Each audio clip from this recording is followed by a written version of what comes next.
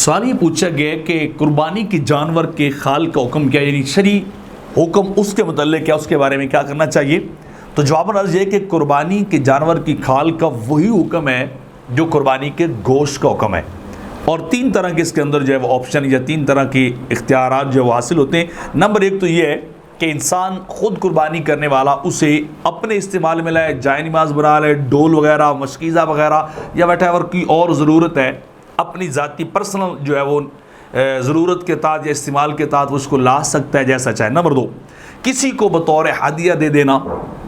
تحفے کے طور پر کسی کو دے دینا۔ نمبر تین یہ ہے کہ فقراء اور مساکین وغیرہ پر صدقہ کر دینا، یعنی جو ضرورت مند لوگ ہیں اللہ کے راستے میں ان کو دے دی جائے، وہ اس کو استعمال کریں، اس کو بیچ دیں، جیسے بھی کریں، بہرحال ان کے ہینڈ اوور جو ہے وہ کر دیے جائے۔ تو اگر تو خود رکھنا چاہے، اپنے زیر استعمال لانا چاہتا ہے، تو یہ اختیار اور آپشن بھی موجود جو ہے وہ رکھا گیا ہے، کیونکہ فتاوی ہندیہ کے اندر ہے وَيُتَصَدَّقُ بِجَلْدِهَا أَوْ يَعْمَلُ مِنْهُ غَرْبَالَ وَجْرَابَ وَلَا بَأْسَ بِهِ يَشْتَرِي بِمَا يَنْتَفِعُ بِعَيْنِهِ مَا بَقَاءِ اسْتِحْسَانًا، یعنی چاہے تو اس کو صدقہ کر دے، چاہے تو اپنے استعمال میں لے، چاہے اس کو بیچ کر کے اپنے استعمال کی چیز وغیرہ بھی لے لے، اس کے پیسوں سے بہنی، تو یہ بھی جائز ہے، اور چاہے تو کسی فقیر مسکین کو وہ صدقہ بھی کر دے۔